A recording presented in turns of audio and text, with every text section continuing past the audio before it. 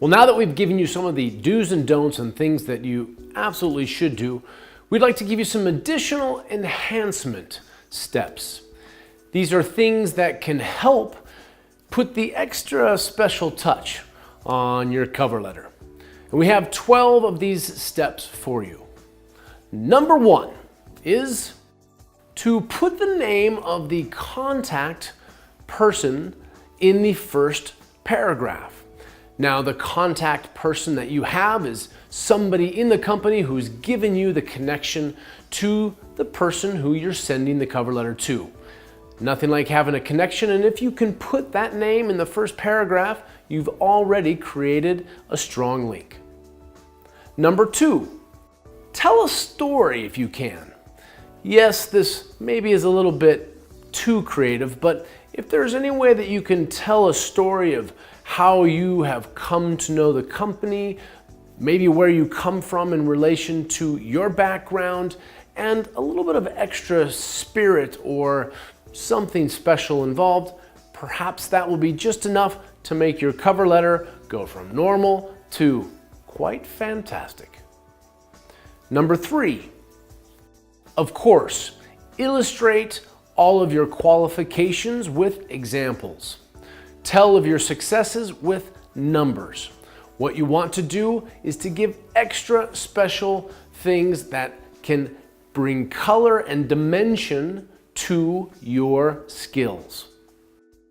Number 4, since a cover letter is officially formal, one of the things you should keep in mind is to err on the side of formality versus informality.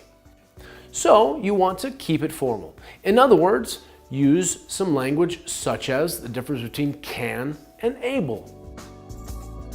For example, instead of "I can help your company compete in international markets," a more appropriate formal way of saying it would be, "I would be able to add perspective and competitive edge to your company's international markets." So keep it proper. Number 6, another enhancement for you would be a bit of style to maintain the same style and format in your cover letter as with your CV. Now, this obviously is going to be the same in the font, but perhaps if you have any other small stylistic touches that you've put in, you can maintain the same style. For example, if you put a red line going across the top, the way that you put the heading of your name and your initial personal information, these things could create the same essential look in the cover letter and the CV, and it gives it that extra combined unity. Number 7, be honest. Try to connect with the recruiter, the person that's looking at your CV. Give them a genuine reason why you're attracted to the company. Tell them what it is that you find in the pull to go and work for that company. Don't use the typical buzzwords of saying, "well, it's a very professional company that has a lot of success." Try to find something more unique, more special.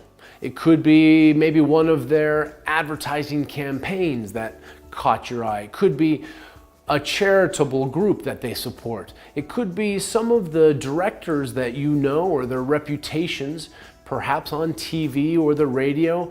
Something about the company that has an extra quality to it, you should mention as to the reason you feel attracted to the company.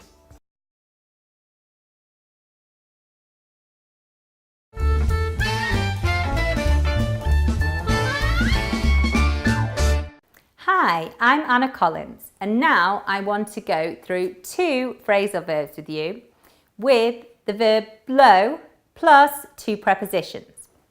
The first one is blow off. Now, you may think that this could be related to wind, and you'd be right in thinking that. Blow off can be related to wind. For example, if the wind removes something, the poster was blown off by the wind. It was blown off the wall. Or it could mean wind or gas in the body. a person can blow off when they expel wind or expel gas. Another definition you could use would be with explosives, where an explosion blew off a person's legs. His legs were blown off in the explosion. Another definition we have related to people is that when you don't do something you say you do, you let the person down, you disappoint them. For example, Mark blew me off. He told me we were going to go to the cinema, then he cancelled last minute, he blew me off. So there you have the definitions of to blow off. Now we're going to look at the next phrasal verb, which with blow, but this time the preposition is to blow away. Again, blow away, like blow off, can be related to wind.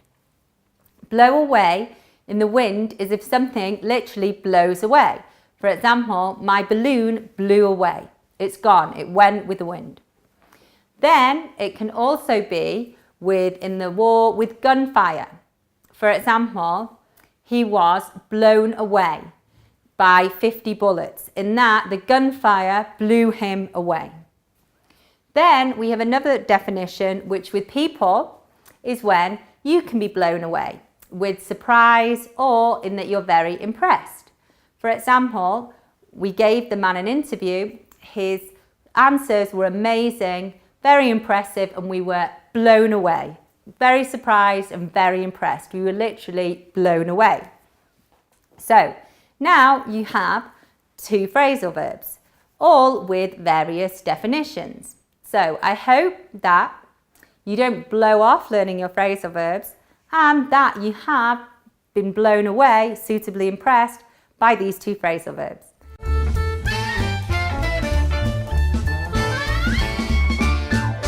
Hi, my name is Sandra Handler, and today we're going to look at some common errors. So I've mentioned that there are a lot of situations in which prepositions are the problem. And today, that's the case. The big problem is that when we talk about something being near, when we translate from Spanish, in Spanish you say cerca de, cercano a, etc. Well, in English, we just don't use a preposition here. So you have to bite your tongue and swallow the preposition so you don't eat it. Imagine you're hungry and I say, ooh, there's a really good kebab place near here. Okay, so cerca de aquí.